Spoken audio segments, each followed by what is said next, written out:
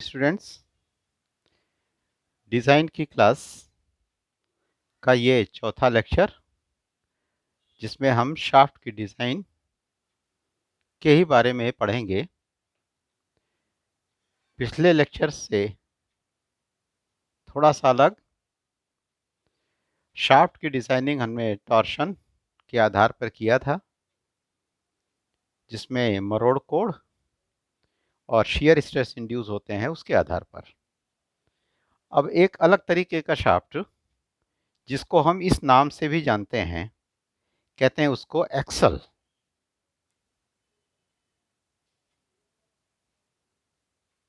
इसकी डिज़ाइनिंग करेंगे।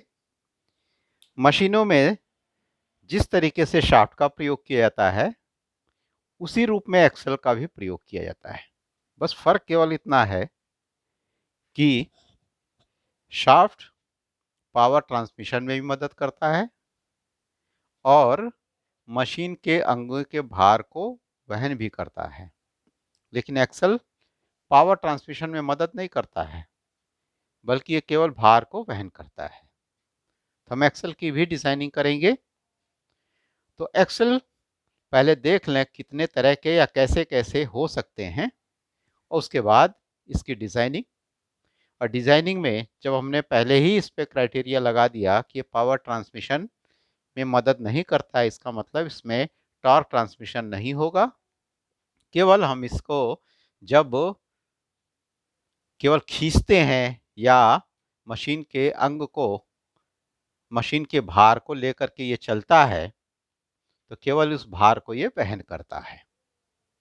तो वहन करने वाले या भार को संभालने वाले किसी अंग में हमेशा नमन की प्रक्रिया होगी, बेंडिंग होगा। यानी इसके लिए हम आधार मान के चलेंगे कि जैसे ये बीम है, बीम भार को वहन करता है और वहन करने के पश्चात उसमें बेंडिंग नमन होता है, और नमन की प्रक्रिया अगर बहुत अधिक हो जाए तो ये बीम टूट सकता है।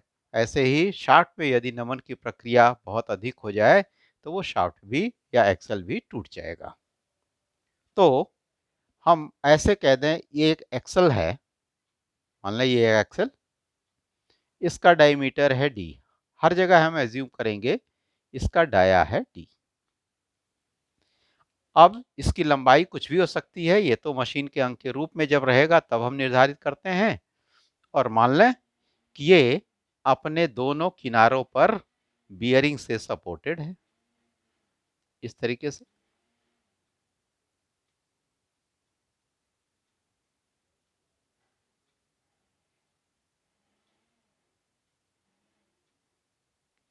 ऐसे, और इसके ऊपर कोई भार लग रहा है, तो मान लें कोई भी गाड़ी है, गाड़ी का पूरा वजन मध्य में इसका लग रहा है, मध्य में डब्ल्यू लोड लग रहा है। अब इस एक्सल को हम बीम के रूप में अगर प्रदर्शित करें तो ये ऐसे दिखाया जाता है कि ये बीम है, किनारे किनारे इसके सपोर्ट्स हैं और इसके मध्य में भार लग रहा है। इस बीम का डाया है इज इक्वल टू डी, लगने वाला भार है डब्ल्यू, यहां से यहां तक की दूरी है एल, और यहां से ये मान है एल बाई टू, यानी मध्य में इस पॉइंट पर, सी पॉइंट पर भार लग रहा है। यदि इस पार्ट की हमें डिजाइनिंग करनी है तो डिजाइन के लिए हम बेंडिंग स्ट्रेस थ्योरी का प्रयोग करेंगे, और उस पर फॉर्मूला हम लिखते हैं F B is equal to M by I into Y. अब यदि ये इसका डाया ऐसे कर दें, ये डाया है डी, तो y का मान हो गया डी बाई टू, आई का मान हो गया पाई बाई 64 डी रेस्ट पावर 4, और m का मान मीन्स मैक्सिमम बेंडिंग मोमेंट। तो मैक्सिमम बेंडिंग मोमेंट इस केस में इसी जगह पर होता है और मान होता है WL डिवाइडेड बाई 4। यदि इन सब वैल्यूज को हम इसमें रख दें तो हम लिख सकते हैं maximum bending stresses is equal to WL divided by 4 into D by two divided by pi by 64 D rest power 4। इन मानों को रख दें तो अननोन चीज का हम पता कर सकते हैं। अगर यही शाफ्ट या यही एक्सल दूसरे रूप में रहे, जैसे हम कह दें बियरिंग पे जो सपोर्ट्स हैं ऐसे ही किनारे किनारे रहे, लेकिन लगने वाला भार यहां पर रहे, ये ए और ये बी, सपोर्ट पॉइंट है ए एंड बी, रिएक्शन बल है वी बी, यहां रिएक्शन बल है वी ए। इस पॉइंट को अगर कह दें सी पॉइंट, तो सी पॉइंट पर ही सबसे ज्यादा मोमेंट होगा। Moment at point C is equal to, हम मान लिखेंगे V B multiplied by B. बाकी आई का मान और वाई का मान उसी रूप में रख देंगे। तो यहां पर बेंडिंग स्ट्रेसेस की थ्योरी के अनुसार हम इसके उपयोग डायमीटर निकाल सकते हैं, या जो मान दिया रहे उस मान को हम पता कर सकते हैं। बस हमें कंडीशन याद रखनी है, इसका मैक्सिमम बेंडिंग मोमेंट कहां होगा और कितना होगा। दूसरा केस हो गया। तीसरा केस, जैसे रेल के एक्सेल्स होते हैं, रेल में देखें इस तरीके से, मान लें रेल का एक्सल है, रेल का पहिया अंदर की तरफ होता है, ये मान लीजिए रेल के पहिए हैं,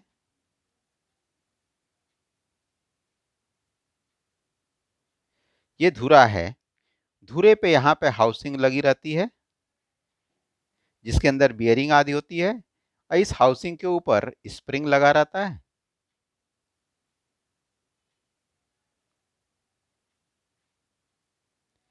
और फिर इसके ऊपर ये बोगी होती है, इस बोगी का पूरा वजन ये स्प्रिंग और इस स्प्रिंग पे लगता है। इसको हम जनरल बॉक्स भी कहते हैं। और इन दोनों पहियों के बीच की दूरी को हम गेज डिस्टेंस कहते हैं। Gauge distance. इसको ऐसे हम बीम के रूप में प्रदर्शित कर सकते हैं। ऐसे एक बीम, ओवरहैंगिंग बीम, सपोर्ट थोड़े अंदर अंदर, ए दूरी और ए दूरी समान रूप से, और यहां पर डब्लू लोड का मान, यहां पर डब्लू लोड का मान लग रहा है समान रूप से। ये पूरे बोगी का आधा वेट यहां, आधा वेट यहां पे लग रहा है। तो अगर इस तरीके का केस रहे, तो ये अगर सपोर्ट पॉइंट ए और बी है, तो ए और बी पर भी रिएक्शन बल डब्लू डब्लू ही होंगे, और इसी जगह पर मैक्सिमम बेंडिंग मोमेंट प्राप्त होगा, मोमेंट एम मैक्सिमम, इसका मान होगा डब्लू इंटू ए। बाकी अन्य चीजें इसी के अनुसार लग जाएंगी, और यहां पर इसको हम सॉल्व कर सकते हैं बेंडिंग स्ट्रेस थ्योरी के आधार पर। अब नेक्स्ट क्राइटेरिया, यदि किसी मशीन के इस एक्सल पर सपोर्टेड ही है किनारे की तरफ, और इसमें समवितरित भार लगा हुआ है, स्मॉल डब्ल्यू न्यूटन पर मिलीमीटर का समवितरित भार, और यहां इसकी लंबाई एल है, तो हम कह सकते हैं इस एक्सल के मध्य पॉइंट पर ही, इस पॉइंट पर ही सबसे ज्यादा एम का मान होगा, और ये मान होगा small W L square divided by 8। बाकी आई और वाई का मान इस रूप में हम रख देंगे, तो इसको सॉल्व कर सकते हैं। इसी तरीके से यदि मशीन के बाहर निकला हुआ अंग है, तो वो कैंटिलीवर की तरह से दिखेगा, और इस पर किसी तरीके का लोड लगा रहा है, कुछ यूडीएल है, जैसे मान लीजिए यहाँ है, यहाँ लोड है, और यहाँ से यहाँ तक यूडीएल लगा है, तो हम कहेंगे कहीं भी नहीं हमें मोमेंट निकालने की आवश्यकता, हम यहाँ पर मोमेंट निकालेंगे, और यही मान बेंडिंग मोमेंट का ये मान मैक्सिमम होता है, और यहाँ पे मान निकाल कर करके इसको मैक्सिमम बेंडिंग के स्थान पर इसको रखेंगे, और रखने के पश्चात इस तरीके के क्वेश्चंस को हम सॉल्व कर सकते हैं। तो इतनी चीजें अगर याद रखेंगे, तो एक्सेल की डिजाइनिंग में हमें मदद मिल जाएगी कि उपयुक्त डायमीटर एक्सेल का क्या होना चाहिए। अब इसके आधार पर हम छोटे छोटे कुछ क्वेश्चंस करेंगे, जिसके आधार पर हम कह सकते हैं कि एक्सेल की डिजाइनिंग बड़े आसानी से की जा सकती है। बस कुछ बातें और ध्यान रखनी है।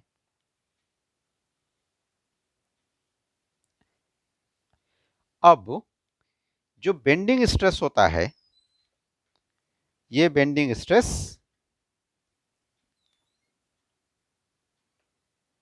दो तरह के होते हैं। या तो ये टेंसाइल होगा FBT, और या तो ये FBC कंप्रेसिव होगा। मटेरियल मान लीजिए शाफ्ट ऐसे है। शाफ्ट की प्रॉपर्टी अगर हमें पता है कि मान लें दो मान दिए हुए हैं, मैक्सिमम बेंडिंग स्ट्रेस टेंसाइल जो सहन कर सकता है, ये मान लें दिया हुआ 100 न्यूटन पर mm² का, और FBC का मान भी दिया हुआ, ये भी मान है 100, यानी दोनों मान बराबर हैं। तब हम कह सकते हैं इस शाफ्ट को हम इस रूप में बना सकते हैं, या इस एक्सल को इस रूप में बना सकते हैं, गोलाकार हो, जिसमें न्यूट्रल एक्सिस या मिड पॉइंट से यहाँ इधर की दूरी और इधर की दूरी समान हो, क्योंकि जब ये स्ट्रेसेस समान तो ये दूरी हम समान रख सकते हैं। फॉर्मूला देखें, F B is equal to M by I into Y. अब ये मान और ये मान तब समान होते हैं, यानी ये देखें, अगर ये मान हम y का मान इधर की तरफ अलग कर दें, इधर का मान अलग कर दें, तो एफ बी का मान अलग अलग हो जाएगा। लेकिन इस केस में यदि सेक्शन इस तरीके का है या इस तरीके का है, या हम कह दें ऐसा है, रेक्टेंगुलर है पार्ट है, हर एक में y के मान दोनों तरफ समान रहेंगे, तो इस तरीके का अगर स्ट्रेसेस दिए रहें, कंप्रेसिव और टेंसाइल अगर समान है, तो हम इस सेक्शन को ऐसे ऐसे या ऐसे रह सकते हैं। लेकिन अगर यही वैल्यू, अब दूसरा मान दिया, मान लीजिए ये दिया हुआ है 100 और ये मान दिया हुआ है 85, इसका मतलब ये कंप्रेसिव में कमजोर है लेकिन टेंसाइल में मजबूत है।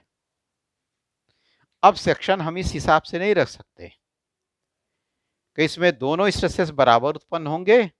अगर इधर की तरफ 85 तो इधर की तरफ 85, अगर इधर की तरफ 90 कर दें तो इधर भी 90 हो जाएगा, और ये 85 सहन कर सकता है तो ये तो टूट सकता है। तो इसके लिए हम सेक्शन जब भी ऐसा, तो जिधर का मान ये छोटा रहे उधर की तरफ y का मान हम इस तरीके से रखेंगे जिससे कि इस मान को ये सहन कर दे। ये मान को हम ऐसे रखेंगे जिसमें ये कमजोर है। अगर इधर ये कमजोर है तो उधर की तरफ एरिया हम ज्यादा बनाएंगे, यानी इस सेक्शन को ऐसे करेंगे कि इस सेक्शन ऐसे न करके अगर ऐसे सेक्शन बना दें, ऐसे। अब न्यूट्रल एक्सिस एकदम बीचों बीच नहीं होगी, ये कुछ नीचे आ जाएगी ऐसे। अब इधर वाई टी का मान, इधर वाई सी कंप्रेसिव की तरफ वाई सी का मान, ये मान छोटा हो गया तो ये स्ट्रेस छोटा जनरेट होगा, ये मान बड़ा हो गया तो ये मान बड़ा जनरेट होगा। इस रूप में हम इसको रख सकते हैं।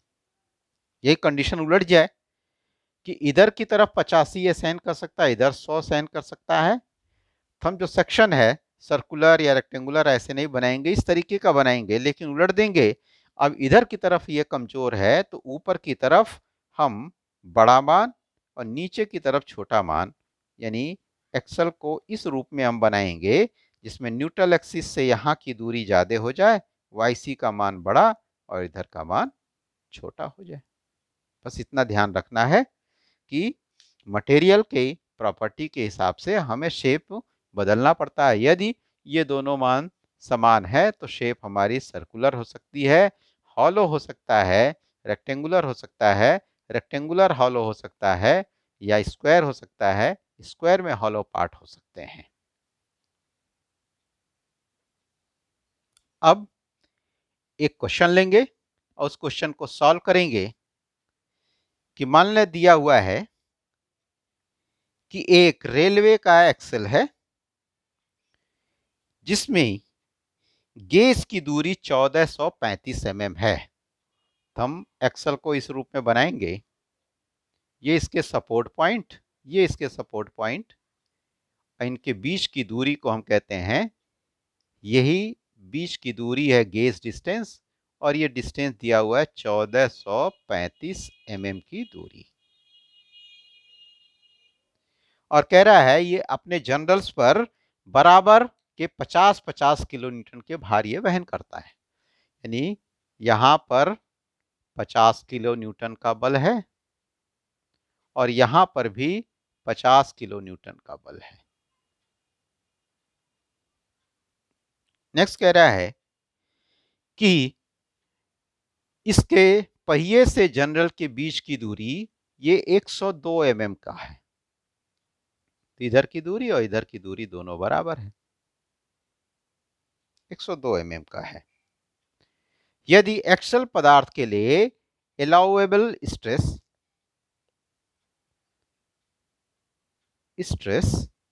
इज इक्वल टू दिया है ये 62 न्यूटन पर mm² का स्ट्रेस ये सहन कर सकता है। इसका उपयुक्त व्यास बताएं, इसका उपयुक्त व्यास क्या होगा। अब ये मान निकालने के लिए हमने आपको जो कंडीशन बताई थी उसमें बताया था कि यहां पर ही बेंडिंग स्ट्रेस का मान या बेंडिंग मोमेंट का मान सबसे अधिक होगा। तो बेंडिंग मोमेंट अगर इस पॉइंट को हम ए कह दें तो moment at point A is equal to मान हम लिखेंगे 50,000 न्यूटन मल्टीप्लाइड बाई 102, इतना न्यूटन मिलीमीटर का नमन घूर्ण यहां लग रहा है। आइए मैंने वैल्यू सबसे बड़ी वैल्यू होगी आई का मान, I is equal to pi by 64 D rest power 4, क्योंकि डी हमें पता नहीं है, यही मान निकालना है, और y is equal to D by 2, और F B is equal to allowable stress दिया हुआ ये 62, तो 62 न्यूटन पर mm²। अब इसको हम सॉल्व करेंगे, लिखेंगे F B is equal to मान होता है m by I into Y. तो m का मान 50,000 multiplied by 102 multiplied by D by 2 divided by pi by 64 D rest power 4 is equal to 62। अब इसको सॉल्व करेंगे तो ये मान d और d से कट जाएगा, तो d cube is equal to 50,000 multiplied by 102 multiply by 64 divided by pi into 62 और डिवाइडेड बाई 2। डी का मान निकालें, डी का मान निकालेंगे तो मान आएगा 83 78 73 83 78 73.7। डी का मान निकालेंगे, सॉल्व करेंगे तो 94.27 इज इक्वल टू हम लिखेंगे अप्रोक्सीमेटली 95 mm डाया का हमें एक्सल लेना पड़ेगा, जिससे कि इसको आसानी से, इस भार को आसानी से वहन कर सके और चल सके। कंडीशन अगर पता रहे तो तुरंत इस तरीके के क्वेश्चन को हम सॉल्व कर सकते हैं। अगला इसी आधार पर क्वेश्चन लेंगे कि मान लीजिए लिखा हुआ है एक मशीन का एक्सल अपने दोनों किनारों पर आलंबित है, बेयरिंग से सपोर्ट किया गया है, और ये एक्सल इस तरीके से है।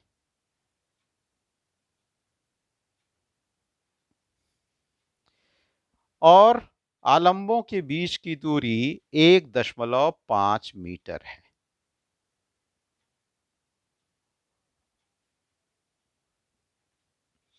इस पॉइंट को कह दें ये ए पॉइंट, इस पॉइंट को कह दें ये बी पॉइंट।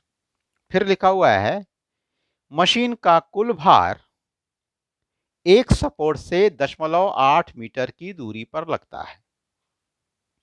तो यहां से किसी एक तरफ सपोर्ट ले लें, मान लीजिए इसको ले लिया, तो ये 0.8 मीटर की दूरी पर ये भार लग रहा है और मशीन का पूरा भार दिया हुआ 20 किलो न्यूटन का। 20 किलो न्यूटन का मशीन का पूर्ण भार ये सी पॉइंट पे लग रहा है, जो किसी एक सिरे से 0.8 मीटर की दूरी पर है। तो इधर की दूरी बच जाएगी, ये दूरी बचेगी 0.7 मीटर की दूरी।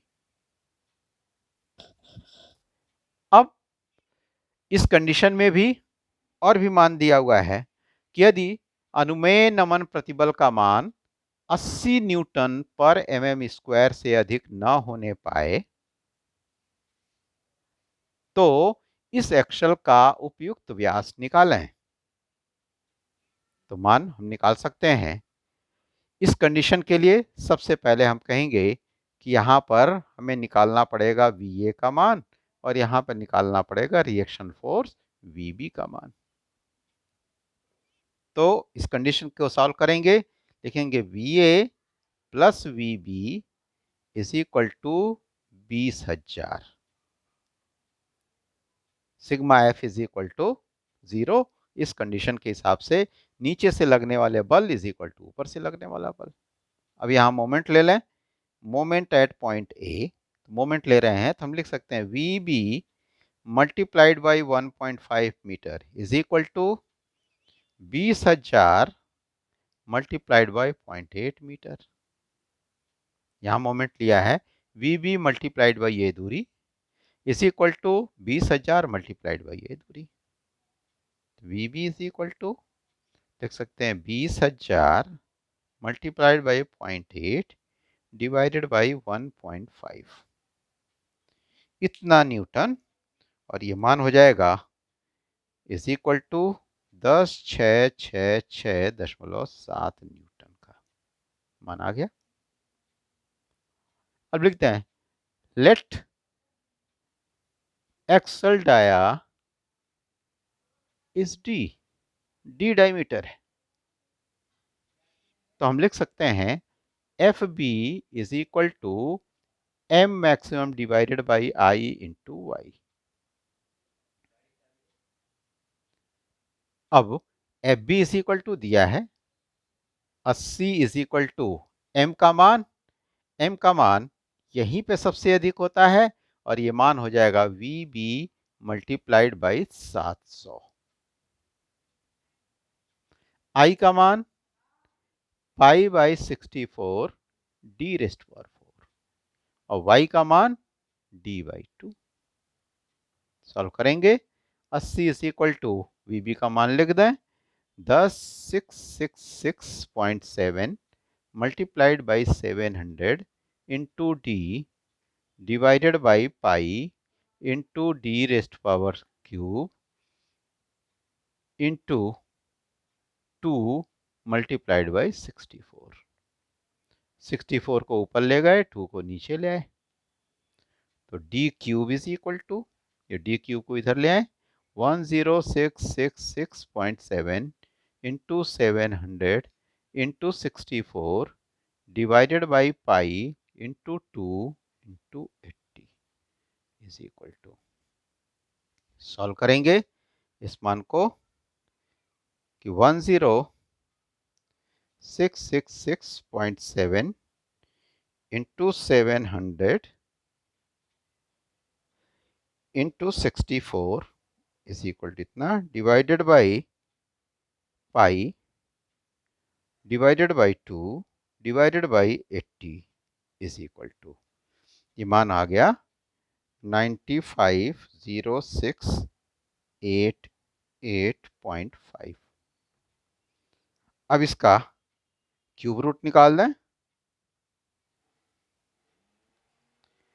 तो ये हो गया D is equal to 98.32 approximately equal to 100 mm। यानी उपयुक्त व्यास तो यही है 98.32, लेकिन व्यास इस आधार पर नहीं रखे जाते हैं। सामान्यतः इसको हम पूर्णांक करते हैं या पूर्णांक बड़ा लेते हैं, तो 98 के बाद ये 99 हो जाएगा। लेकिन 99 का अगर आप एक्सेल मांगने जाएंगे तो मिलेगा ही नहीं, हमेशा 100 का मिलेगा, 95 का मिलेगा, 90 का मिलेगा। तो जो मिलता है उसी को हम मशीनिंग न करनी पड़े, इसलिए इसी मान को हम रख लेते हैं। यानी उपयुक्त व्यास जो रहेगा वो 100 mm डाया का ये एक्सेल हमें रखना पड़ेगा, जिससे कि इस बल को हम आसानी से पारेषित कर सकें, इसको ले करके चल सकें। क्लियर है? तो इस तरीके से एक्सेल के पार्ट को हम डिजाइनिंग करते हैं। अब आपके पास पता चल गया एक्सेल नमन के आधार और शाफ्ट टॉर्शन का आधार। लेकिन अब शाफ्ट की एक्चुअल जो डिजाइनिंग होगी वो टॉर्शन और बेंडिंग दोनों के आधार पर की जाती है, क्योंकि अकेला टॉर्शन कभी लग ही नहीं सकता। शाफ्ट का स्वयं का भार नमन की प्रक्रिया उत्पन्न करता है। शाफ्ट पर लगे हुए बेल्ट हैं, पुली है, गियर है, कपलिंग है, ये सब उसके ऊपर बेंडिंग की नमन की प्रक्रिया उत्पन्न करते हैं। और बेल्ट से ट्रांसमिशन हो रहा है तो उसमें टॉर्क भी लगेगा, तो इसका मतलब दोनों में टॉर्क भी लगेंगे और नमन भी होगा। तो एक्चुअल डिजाइनिंग शाफ्ट की नमन और टॉर्क दोनों के आधार पर की जाती है, जिससे उपयुक्त मान मिलता है, जिससे उसके फेल होने की संभावना, उससे प्राप्त डायमीटर को हम सबसे उपयुक्त मानते हैं, क्योंकि वो परफेक्ट वैल्यू हमें मिलती है जिससे उसके फेल होने की संभावना बिल्कुल न रहे। तो अगले पार्ट में हम डिजाइनिंग करेंगे शाफ्ट की on the basis of torsion and bending both, उसके आधार पर, जिसमें बेंडिंग के लिए इस फॉर्मूले का प्रयोग और टॉर्शन के लिए एफ एस वाले फॉर्मूले का F S is equal to T upon I P into R का फॉर्मूला का हम प्रयोग करेंगे और इन दोनों को कंबाइन करेंगे। कंबाइन कर करके शाफ्ट की एक्चुअल साइज हम निकालेंगे। Okay, thank you.